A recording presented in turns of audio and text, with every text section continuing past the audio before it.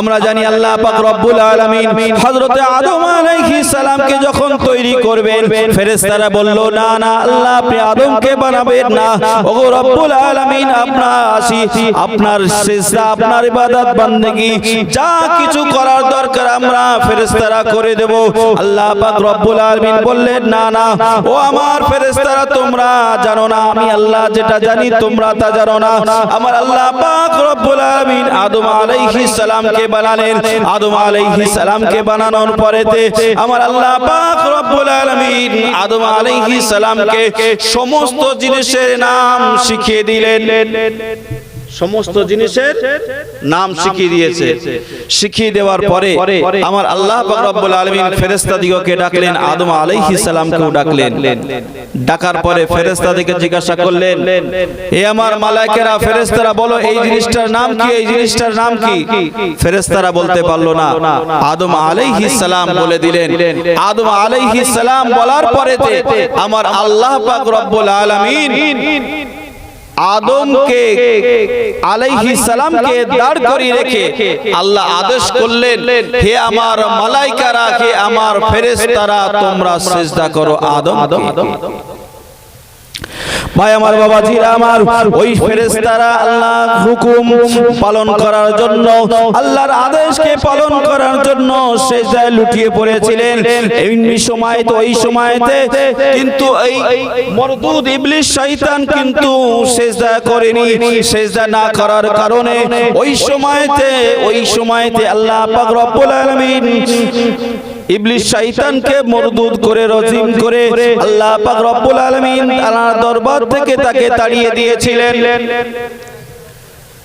ভাই আমার বাবাজিরা আমার প্রত্যেক কাজের আগে আমাদের ওই বিষয়ে জানতে হবে। যদি আমরা জানি তাহলে আমাদের ভালো হবে, আর না যদি কাজ করি তাহলে আমাদের মুশকিল হয়ে যাবে। একটা উদাহরণ দিয়ে বলি, মনে করেন নামাজ পড়তে গেলে পবিত্রতা অর্জন করা দরকার। এখন এই নামাজ পড়ার আগে যদি আমরা ওযু গোসল না করি এমনি মসজিদে যদি চলে গিয়ে নামাজ আদায় করি আমাদের নামাজ কিন্তু হবে না। হবে কথা বলেন। আপনি নামাজ সংক্রান্ত বিষয় জানেন না, ইমাম সাহেবের পিছনে আল্লাহু আকবার বলে তাকবীরে তাহরিমা বলে আপনি নিয়ত করেছেন, দাঁড়িয়ে পড়েছেন, ইক্তেদা করেছেন, কিন্তু নামাজ সংক্রান্ত বিষয়ে যদি আপনি না জানেন কিন্তু আপনার নামাজ কিন্তু কবুল হবে না। এই জন্য প্রত্যেকটা বিষয়ে যে কোনো বিষয়ে শরঈ বিষয়ে আমাদের আমল করার আগে সেই বিষয়ে আমাদের জ্ঞান লাভ করতে হবে। ফকি আবুল্লাহ সামারকান্দি রাহমাতুল্লাহ আলাইহি বলেছেন, ও আল্লাহর বান্দা বান্দিরা তোমরা শুনে রেখে দাও, জেনে রেখে দাও তোমাদের আমলটা আল্লাহর দরবারে কবুল হয়ে যাবে। দ্বিতীয় নম্বর শর্ত হলো তোমরা যখন কোনো কাজ করবে, কোনো আমল করবে, ওই আমল করার পূর্বে তোমাদের নিয়তটা সহি করে নেবে। আজকে নিয়ত আমাদের সহি নেই বলে আজকে আমাদের ইবাদতে এই সমস্ত সব কিছু।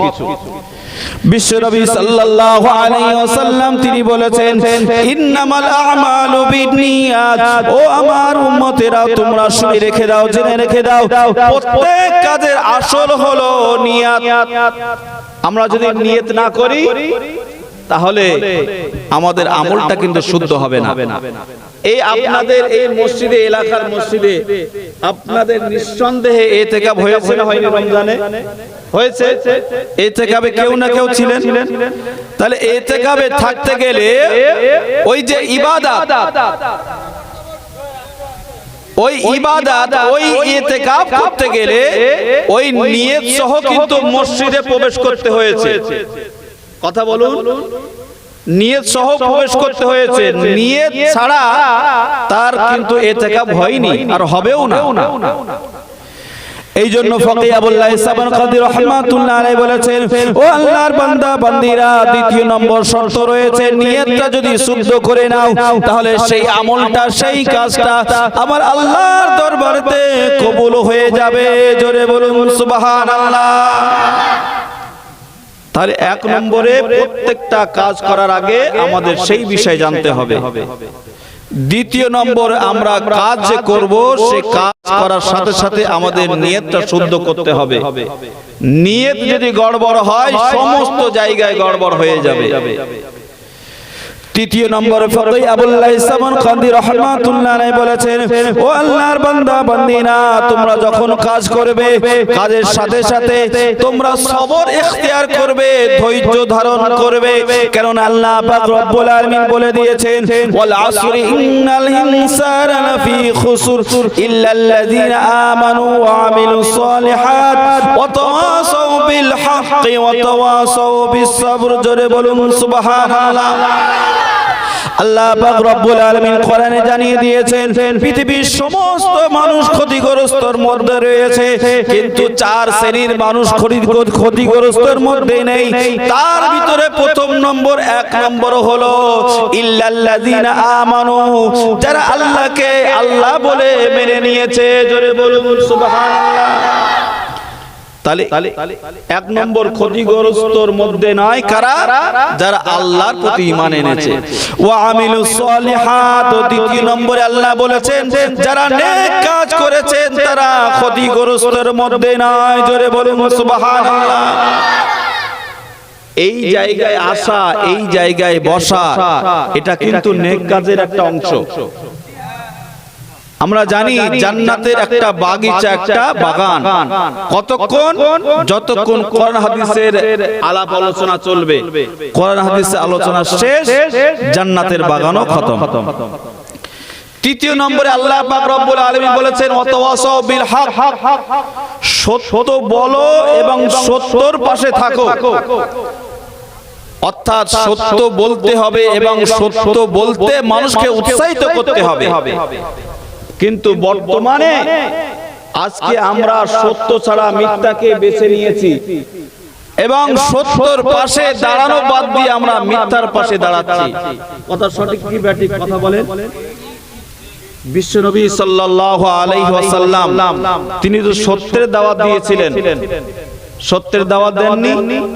তিনি তো বলেছিলেন মক্কার মানুষদিওকে, কুলু লা ইলাহা ইল্লাল্লাহ তুফলিহুন, হে আমার এলাকাবাসীরা, হে আমার মক্কার মানুষেরা, তোমরা একটিবার বলো লা ইলাহা ইল্লাল্লাহ, আল্লাহ ছাড়া কোনো মাবুদ নাই। সত্যের দাওয়াত না মিথ্যের দাওয়াত? তার পাশে কতজন ছিল বলে? মুষ্টি কয়েক মানুষ ছিলেন। তারপরে ধীরে ধীরে ধীরে ধীরে আল্লাহ বৃদ্ধি করে দিয়েছে। এই জন্য আল্লাহ পাক রব্বুল আলামিন ওয়াদা দিয়েছেন যারা সত্য বলবে, সত্য বলার জন্য উৎসাহিত করবে, আল্লাহ তাদেরকে ক্ষতি করবেন না। জোরে বলুন না সুবহানাল্লাহ। চতুর্থ নম্বরে বলেছে ওয়াতাওয়াসাউ বিল হাক্কি ওয়াতাওয়াসাউ বিস সাবর, যারা নিজেরা ধৈর্য ধারণ করেছে এবং অপরকে ধৈর্য ধারণ করার কথা বলেছে, এই মানুষগুলো কখনোই ক্ষতিগ্রস্তর মধ্যে হবে না। জোরে বলুন না সুবহানাল্লাহ। তাহলে আমরা বুঝতে পারলাম যে ইবাদত যখন করব, কোন কাজ করব, আমরা ধৈর্য সহকারে করব। আমরা তাড়াহুড়ো মন নিয়ে করব না, কেননা তাড়াহুড়ো মন নিয়ে তাড়াতাড়ি করা মানে এটা শয়তানের কাজ। অতএব আমরা ধৈর্য সহকারে সমস্ত জিনিস আমরা শুনবো, করব। ফকি আবুল্লাহ ইসলাম কান্দি রাহমাতুল্লাহ আলাইহি বলেছেন 4 নম্বর সত্য হলো তোমরা ইখলাসের সাথে কাজ করবে, অর্থাৎ লিল্লাহিয়াত, আল্লাহর জন্য কাজ করবে। যদি এই চারটি শর্ত মেনে যদি তোমরা কাজ করতে পারো, তোমাদের কাজ আল্লাহর দরবারে থেকে কেউ ফিরিয়ে দিতে পারবে না। জোরে বলে সুবহানাল্লাহ।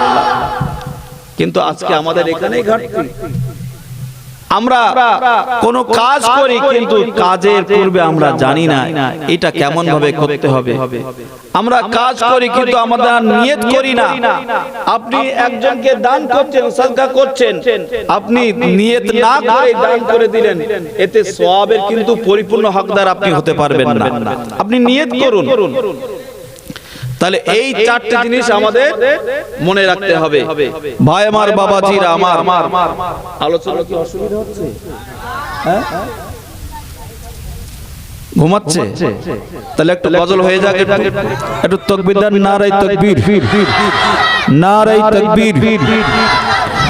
बातिल ने जब जब बदले है त्योहार, आया है तब तब मेरी ज़ुबां पर नारे तकबीर।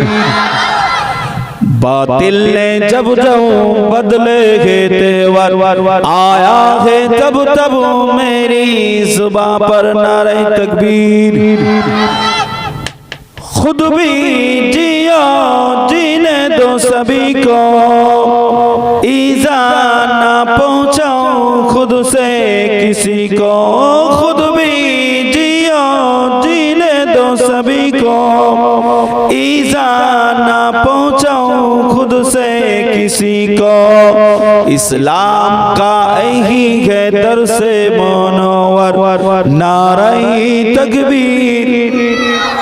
একটু উচ্চ আওয়াজে বলতে হবে নারায়ে তাকবীর। प्यारे नबी ने जीना सिखाया, बाखुदा हमको इंसान बनाया। जोरे बोलो ना सुभान अल्लाह। प्यारे नबी ने जीना सिखाया, बाखुदा हमको इंसान बनाया।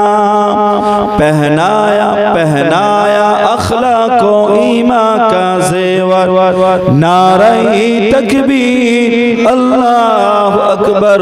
बातिल ने जब जब बदले के तेवर आया है तब तब मेरी जुबां पर नारे तकबीर। सिद्दीक फारूक उस्मान लकुम अदुव्वुम मुबीन। وقال النبي صلى الله عليه وسلم من تمسك سنتي عند فساد أمتي فله أجر 100 شهيد، أو كما قال عليه الصلاة والتسليم। وقال الله تعالى في شان حبيبه مخبرا وآمرا إن الله وملائكته يصلون على النبي يا أيها الذين آمنوا صلوا عليه وسلموا تسليما درود اللهم صل على محمد وعلى آل سيدنا ঠিক আছে হালকা যেন বেশি আওয়াজ বড় মতো হয়ে যাচ্ছে একটু সামান্য হালকা পৃথিবী সৃষ্টির সেরা তুমি আলোয় ভরিয়ে দিলে তুমি যে তুমি জোরে বলুন না সুবহানাল্লাহ পৃথিবী সৃষ্টির সেরা তুমি আলোয় ভরিয়ে দিলে তুমি যে তুমি সরওয়ারে কায়নাত দো জাহান তুমি রহমতে আলম তুমি তুমি তুমি তো হাবিবি মহান আল্লাহ তুমি তো হাবিবি মহান আল্লাহ মুবারক কদম চুমি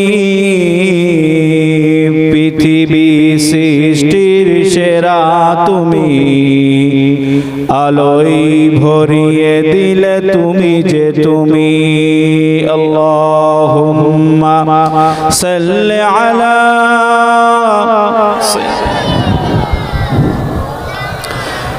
وعلى آل سيدنا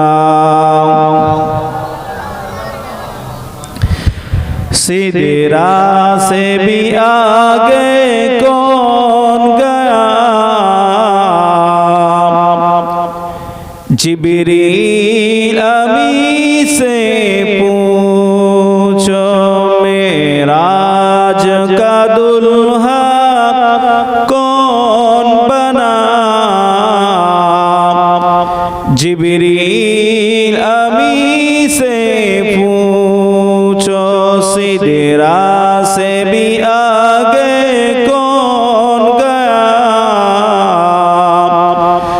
जिब्रील अमी से पूछो। अल्लाहुम्मा सल्लि अला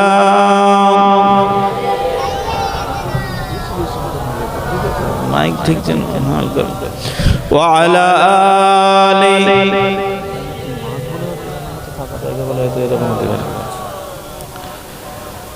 একটু কলেমা জিকির লা ইলাহা ইল্লাল্লাহ লা ইলাহা ইল্লাল্লাহ লা ইলাহা ইল্লাল্লাহ মুহাম্মাদুর রাসূলুল্লাহ সাল্লাল্লাহু আলাইহি ওয়াসাল্লাম।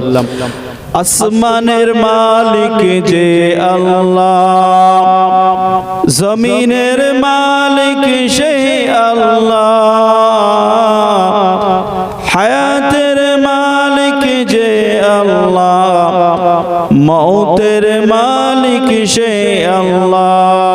বলুন লা ইলাহা ইল্লাল্লাহ লা ইলাহা ইল্লাল্লাহ লা ইলাহা ইল্লাল্লাহ মুহাম্মাদুর রাসূলুল্লাহ সাল্লাল্লাহু আলাইহি ওয়াসাল্লাম।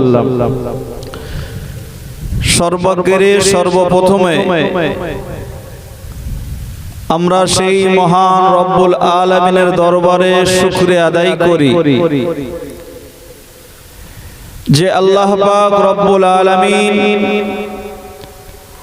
আমাকে আপনাকে সুস্থ রেখে এই দ্বীনি মজলিসে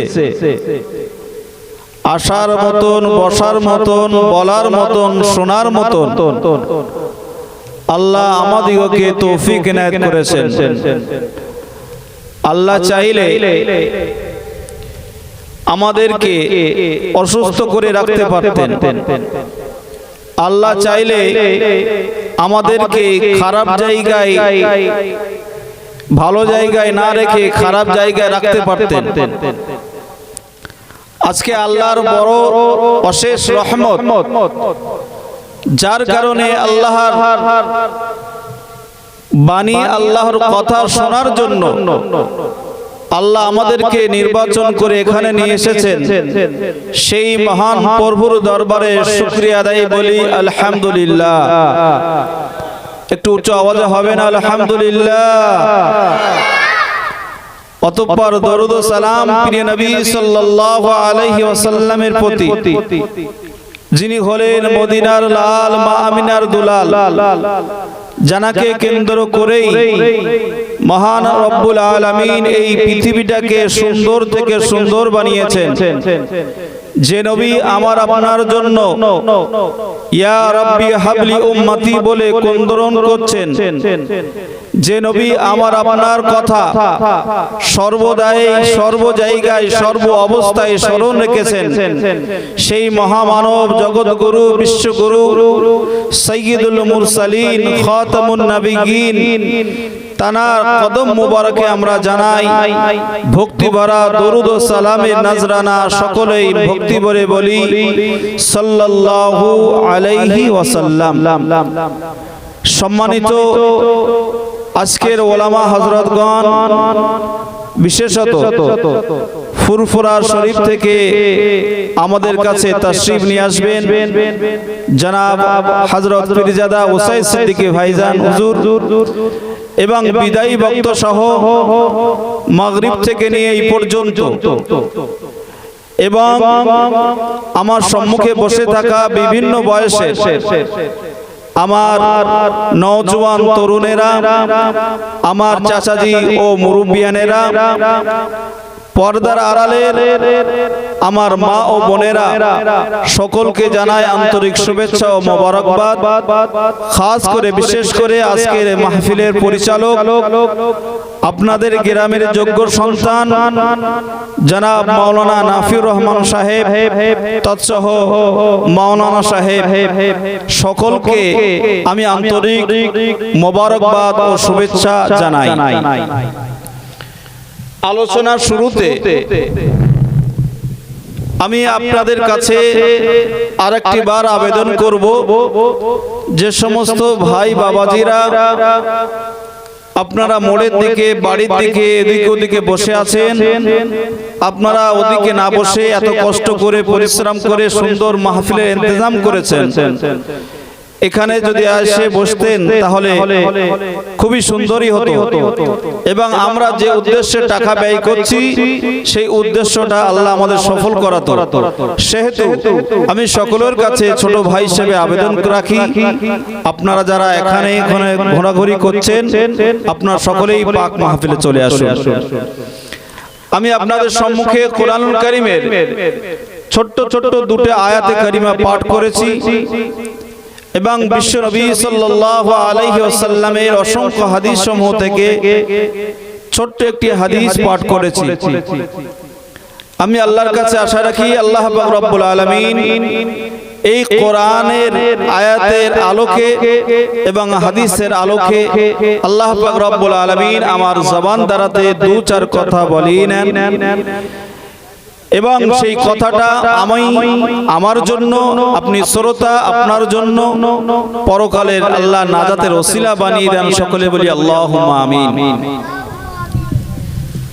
আমাদের খুবই একটা পরিচিত সূরা, যে সূরার নাম হচ্ছে সূরা কাহফ। আমরা জুমার দিনেতে আমরা এই সূরাটি পাঠ করে থাকি। এই সূরাতুল কাহফের শেষ অংশের দিকে, একেবারে শেষ আয়াতের দিকে আল্লাহ পাক রব্বুল আলামিন তিনি বলছেন, ফামান কানা ইয়ারজু লিকা রাব্বিহি ফালইআমাল আমালান সালিহা। ফামান কানা এর একেবারে সার অংশ বাংলা যেটা হয়ে দাঁড়ায় যে তোমাদের মধ্যে কে এমন আছে লিকা রাব্বিহি, যে আল্লাহর সাথে সাক্ষাৎ করতে চাই, আল্লাহর সাথে দেখা করতে চাই। আমরা এখানে বসে আছি এতগুলো মানুষ, আমরা সকলেই নিঃসন্দেহে আল্লাহর সাথে সাক্ষাৎ করতে চাই কি চাই না? কথা বলুন, চাই। তাহলে আল্লাহ এই কথাই বললেন, আমাদের উদ্দেশ্য করে বললেন, ফামান কানা ইয়ারজু লিকা রাব্বিহি, হে আমার বান্দারা তোমরা যারা আমি আল্লাহ আমার সাথে সাক্ষাৎ করতে চাও, আমার সাথে দেখা করতে চাও, আল্লাহ আদেশ করলেন ফালইআমাল আমালান সালিহা, ওগো আমার বান্দা, ওগো আমার বান্দি, তোমাদের করণীয় হলো এটাই, তোমরা নেক কাজ বেশি বেশি করে করো, নেক কাজ তোমরা করো। তাহলে আমরা মুসলমান, আমরা যখন আল্লাহর প্রতি বিশ্বাস নিয়ে এসেছি, আল্লাহকে যখন আমরা এক বলে মেনেছি, আল্লাহর কাছে ধরা দেওয়া, আল্লাহর কাছে সাক্ষাৎ হওয়া, এটা আমাদের একটা ঈমানি অংশ, ঈমানি পাঠ। তাহলে যখন আল্লাহর কাছে আমরা ধরা দেব, আল্লাহর কাছে সাক্ষাৎ আমাদের করতে হবে, দেখা আমাদের দিতেই হবে, তাহলে আমাদের উচিত হবে আমাদের বেশি বেশি করে নেক কাজ করা।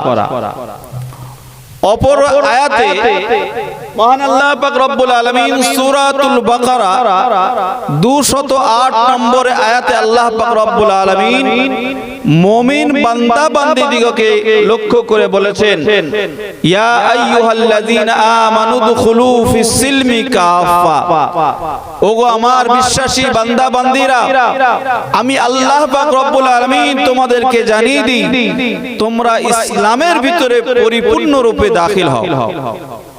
ইসলামের মধ্যে পরিপূর্ণ রূপে দাখিল হও। ওয়ালা তাত্তাবিউ খুতুওয়াতিশ শাইতান, এবং পাশাপাশি তোমরা শয়তানের পথ অনুকরণ করবে না। কারণ কি? ইন্নাহু লাকুম আদুউম মুবিন, কারণ শয়তান হচ্ছে মানুষের জন্য, তোমাদের জন্য চরম শত্রু। হাদিস শরীফ থেকে যে হাদিস পাঠ করেছি, বিশ্বনবী সাল্লাল্লাহু আলাইহি ওয়াসাল্লাম তিনি বলেছেন যে শেষ জামানায়, অর্থাৎ দুনিয়ার শেষ লগ্নে, যে সময়ে আল্লাহর নবীর সুন্নত একেবারে মিটে যাচ্ছে, সেই সময়ে যদি নবীর সুন্নতকে যদি জিন্দা করা হয়, বিশ্বনবী বললেন 100 শহীদের সওয়াব আল্লাহ দান করবেন। জোরে বলুন সুবহানাল্লাহ। ভাই আমার, বাবাজিরা আমার, চিন্তা করুন, আজকে আমরা মুসলমান হয়েছি। কেমন মুসলমান? আমরা কি পরিপূর্ণ ইসলামের বিধান, ইসলামের নিয়ম কানুন কি মেনে কি আমরা চলতে পারছি? এবং বিশ্বনবী সাল্লাল্লাহু আলাইহি ওয়াসাল্লাম তিনি যে কথা বলেছেন, সেই সুন্নতগুলো কি আমাদের চোখে কি পড়ছে না পড়ছে না? এবং এই দুনিয়া ছেড়ে আমাদের একদিনকে বিদায় নিতে হবে। যাদের জন্য আমরা এখানে আজ বসেছি, আমাদের জন্য একদিন কেউ না কেউ এরকম বসবে, বসে আল্লাহর দরবারে দোয়া সর্বসানি করবে, আল্লাহর কাছে দোয়া চাইবে। তাহলে বলুন, আমাদের একটাই জিনিস, যে ঈমান যদি আমাদের না থাকে, সেই মোতাবেক আমরা দ্বীন ইসলামকে যদি সঠিকভাবে যদি মেনে না চলতে পারি, তাহলে কিন্তু পরকালে আমাদের শান্তি হবে না। আমার ভাই জানেরা, বাবা জানেরা, আমার আল্লাহ পাক রব্বুল আলামিন, আল্লাহ পাক রব্বুল আলামিন জানিয়ে দিলেন, ও আমার বান্দা বান্দিরা, তোমরা জেনে রেখে দাও, শুনে রেখে দাও, আমি আল্লাহ পাক রব্বুল আলামিন তোমাদের উদ্দেশ্য করে জানিয়ে নিয়েছি, ফামান কানা ইয়ারজু লিকা রাব্বিহ ফালইআমাল আমালান সালিহা। ও আমার বান্দা বান্দিরা, তোমরা যারা আমি আল্লাহ আমাকে আমার সাথে সাক্ষাৎ করতে চাও, তোমরা যারা আমার সাথে দিদার করতে চাও, তোমরা যারা আমার সঙ্গে দেখা করতে চাও, আমি আল্লাহ পাক রব্বুল আলামিন জানিয়ে দিলাম, ফালইআমাল আমালান সালিহা। ওগো আমার বান্দা বান্দি, তোমাদের করণীয় হলো তোমাদের বেশি বেশি নেক কাজ করা। জোরে বলুন সুবহানাল্লাহ। প্যারা হাবিব, প্যারা রাসূল সাল্লাল্লাহু আলাইহি ওয়াসাল্লাম, তিনি গার্জিয়ান হিসেবে, অভিভাবক হিসেবে আল্লাহ পাক রব্বুল আলামিন তাকে পাঠিয়ে দিয়েছিলেন আমার আপনার নবী বিশ্ব নবী রাহমাতুল লিল আলামিনকে। আমার আল্লাহ পাক রব্বুল আলামিন দুনিয়ার জমিনে সমস্ত মানুষের জন্য, সমস্ত ধর্ম বর্ণ নির্বিশেষে সকল শ্রেণীর মানুষের জন্য আমার আল্লাহ পাক রব্বুল আলামিন উত্তম নমুনা করে আল্লাহ পাঠিয়ে দিয়েছিলেন। আল্লাহ পাক রব্বুল আলামিন নবীর সাথে সাথে আমার আল্লাহ পাক রব্বুল আলামিন আসমানি শ্রেষ্ঠ কিতাব, যে কিতাবের নাম হলো কুরআনুল মাজিদ, আমাদের জন্য দান করেছেন। জোরে বলুন সুবহানাল্লাহ। তাহলে আল্লাহ আমাদের জন্য, আমাদের ভালাইয়ের জন্য আল্লাহ কোরআন দিলেন, আল্লাহ নবী দিলেন। কোরআন সম্পর্কে যদি ব্যাখ্যা বিশ্লেষণ যদি করা হয়, অনেক লম্বা চওড়া সময়। এক কথাই আল্লাহ পাক রব্বুল আলামিন আসমানি কিতাব যে দান করেছেন 104টি, এই 104টির মধ্য থেকে সর্বশ্রেষ্ঠ কিতাব হলো কোরআনুল মাজিদ, যেটা আমাদের ইসলাম ধর্মের একটা গ্রন্থ। সেই কোরআন আমরা পেয়েছি। কোরআন পাওয়ার পরে আজকে মুসলমান কোরআন ছেড়ে দিয়ে বিমুখ হয়ে গিয়েছে, যার কারণে মুসলমানের আজকে এই দশা হয়েছে। কথা বলেন, সঠিক কি বেঠিক? একটু কথা বলে। প্যারে নবী সাল্লাল্লাহু আলাইহি ওয়াসাল্লাম হাদিস পাকের ভিতরে জানিয়ে দিয়েছেন, খাস করে বিদায় হজের লগ্নে সেই সময়তে বিশ্ব নবী আমার জানিয়ে দিয়েছেন, ও আমার সাহাবারা তোমরা শুনে রেখে দাও, জেনে রেখে দাও, আমি দয়ার নবী রাসূলুল্লাহ সাল্লাল্লাহু আলাইহি ওয়াসাল্লাম দুনিয়ার জমিনেতে বেঁচে থাকবো না। দুনিয়ার জমিনেতে বেঁচে থাকার জন্য আসেনি, এই দুনিয়ায় যখন আল্লাহ পাক রব্বুল আলামিন পাঠিয়েছেন, দুনিয়া থেকে একদিন না একদিন বিদায় নিতে হবে। ও আমার সাহাবারা তোমরা চিন্তা করো না, চিন্তা করো না, আমি দয়ার নবী রাসূলুল্লাহ সাল্লাল্লাহু আলাইহি ওয়াসাল্লাম তোমাদের ছেড়ে যাওয়ার পূর্বে তোমাদের কাছে আমি দয়ার নবী রাসূলুল্লাহ দুটো জিনিস রেখে গেলাম। ওই দুটো জিনিসকে যদি তোমরা আঁকড়ে ধরে রাখতে পারো, আমি দয়ার নবী রাসূলুল্লাহ তোমাদেরকে জানিয়ে দিলাম, কিয়ামত পর্যন্ত তোমাদের কেউ ক্ষতি করতে পারবে না। জোরে বলুন সুবহানাল্লাহ। একটু তাকবীর দেন, নারে তাকবীর, নারে তাকবীর। তাহলে বিশ্বনবী সাল্লাল্লাহু আলাইহি ওয়াসাল্লাম তিনি অভিভাবক, তিনি উম্মতের মায়া, উম্মতের ব্যথা সমস্ত কিছু স্মরণ রেখে বিদায় হজের লগ্নে বললেন, হে আমার সাহাবারা তোমরা শোনো, আমি রাসূলুল্লাহ আমি চলে যাব, কিন্তু তোমাদের কাছে দুটো জিনিস এমন রেখে যাচ্ছি যে দুটো জিনিস ফলো করে চললে পরে তোমাদের কিয়ামত পর্যন্ত তোমাদেরকে পথভ্রষ্ট করতে পারবে না। দয়া নবী রাসূলুল্লাহ সাল্লাল্লাহু আলাইহি ওয়াসাল্লাম বলেছিলেন, ও আমার সাহাবারা তোমরা শুনে রেখে দাও, জেনে রেখে দাও, তারাকতু ফীকুম আমরাইনি, আমি দয়া নবী রাসূলুল্লাহ তোমাদেরকে জানিয়ে দিলাম, আমি তোমাদের কাছে দুটি জিনিস রেখে গেলাম, লান তাদিল্লু মা তামাসসাকতুম বিহিমা, তোমাদের কেউ কোনোদিন ক্ষতি করতে পারবে না, তোমাদেরকে কেউ কোনোদিন পথভ্রষ্ট করতে পারবে না, কিয়ামত পর্যন্ত তোমাদেরকে কেউ পিছনে হাঁটাতে পারবে না। এক নম্বর হলো কিতাবাল্লাহি ওয়া সুন্নাত রাসূলি। জোরে বলুন সুবহানাল্লাহ। বিশ্বনবী বললেন, এক নম্বরে তোমাদের কাছে রেখে গেলাম আল্লাহর কিতাব, দ্বিতীয় নম্বর হলো আমার রেখে যাওয়া সুন্নাত। জোরে বলুন সুবহানাল্লাহ। আমরা মুসলমান, আজ যদি আমরা কোরআনকে যদি সঠিকভাবে মেনে চলি, নবীর জীবন নবীর চরিত্র যদি ফলো করে যদি আমরা চলি, তাহলে আমাদের এই দশা হতো না। আমরা মুসলমান, আজকে আমরা মার খাচ্ছি। আমরা মুসলমান, আজকে দেখে দেখে একেবারে লক্ষ্য করে আমাদের নামগুলো খাতা থেকে বাদ দেওয়ার চেষ্টা চলছে। কথা বলেন। আজ মুসলমান বলে আমরা দাড়ি টুপি রাখি বলে আজকে আমাদের উপরে জুলুম অত্যাচার। আজ আমরা মুসলমান বলে আজকে আমরা সমস্ত জায়গায় লাঞ্ছিত বঞ্চিত, একটাই কারণ আজকে আমরা কোরআন ছেড়ে দিয়েছি, রাসূলের জিন্দেগি আমরা ছেড়ে দিয়েছি, যার কারণে আজকে আমাদের এই দশা হচ্ছে।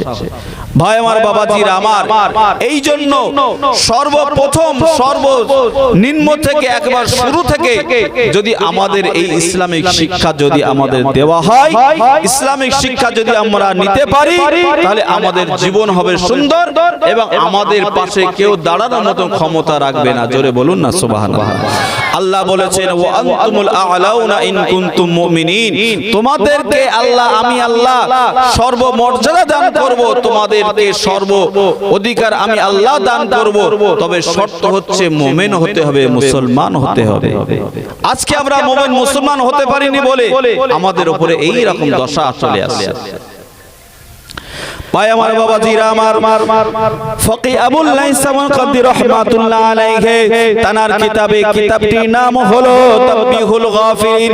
ওই তানবীহুল গাফিলিনের ভিতরে হুজুর লিখেছেন, আমরা যে কাজ কর্ম করি, আমাদের কাজ আল্লাহর কাছে পছন্দনীয় হয় না কেন, গ্রহণযোগ্য হয় না কেন, আমরা যে এত কাজ করি, এত আমল যে করি, আমাদের এই কাজ, আমাদের আমল আল্লাহর কাছে গ্রহণীয় হয় না কেন?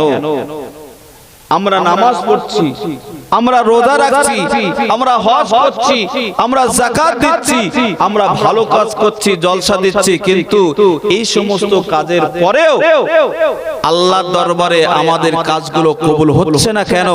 আমাদের দোয়া কবুল হচ্ছে না কেন? চিন্তার বিষয় আছে না নেই? ফকি আবুল্লাহ সামারকান্দি রাহমাতুল্লাহ আলাইহি বলেছেন, ও আল্লাহর বান্দা বান্দিরা, তোমরা শুনে রেখে দাও, জেনে রেখে দাও, যদি কোনো বান্দা কোনো বান্দি চারটি শর্ত মেনে যদি কোনো কাজ করে, ওই চারটি শর্ত মেনে যদি কাজ করতে পারে, ওই কাজটি তখনই আল্লাহর দরবারেতে কবুল হয়ে যাবে, ওই দরবার আল্লাহর দরবারেতে মনোনীত হয়ে যাবে। ফকি আবুল্লাহ সামারকান্দি রাহমাতুল্লাহ আলাইহি বলেছেন, ও আল্লাহর বান্দা বান্দিরা, তোমরা রেখে দাও, জেনে রেখে দাও, যখন তোমরা কোনো কাজ করবে, এই কাজের পূর্বে তোমাদের ওই বিষয়ে জ্ঞান লাভ করতে হবে। যখন আমরা কোনো কাজ করব, সেই কাজের পূর্বে আমাদের সেই বিষয়ে জানতে হবে, বুঝতে হবে। এই কথা কোরআনে কারীমের ভিতরে ইশারা পাওয়া যায়। আল্লাহ পাক রব্বুল আলামিন সূরা ইকরার ভিতরে আল্লাহ পাক রব্বুল আলামিন সর্বপ্রথমে যে আয়াত নাজিল করে দিয়েছিলেন, আল্লাহ পাক রব্বুল আলামিন বলে দিয়েছিলেন, ইকরা বিসমি রাব্বিকাল্লাযী খালাক। ও আমার হাবিব, আপনি আপনার প্রভুর নামে পাঠ করুন, প্রভুর নামে পড়ুন। তাহলে বুঝুন, তাহলে সর্বপ্রথমে আমাদের লেখার কথা, পড়ার কথা আল্লাহ পাক রব্বুল আলামিন প্রিয় হাবিবের দ্বারাতে কিন্তু জানিয়ে দিয়েছে। আজকে আমরা মুসলমান এই লেখাপড়া থেকে পিছিয়ে রয়েছি বলে আমাদের এই অধঃপতনে আমাদের জিন্দেগি চলে যাচ্ছে। আমরা জানি হযরতে আদম আলাইহিস সালাম তিনি হচ্ছেন আমাদের পিতা। আদম আলাইহিস সালামকে আল্লাহ পাক রব্বুল আলামিন ফেরেশতাদের উপরে সম্মান দিয়েছিলেন। কি কারণে আপনারা বলতে পারেন? ছোট্ট করে বলুন, কি কারণে দিয়েছিলেন? ইলমের কারণে, জ্ঞানের কারণে। আমরা জানি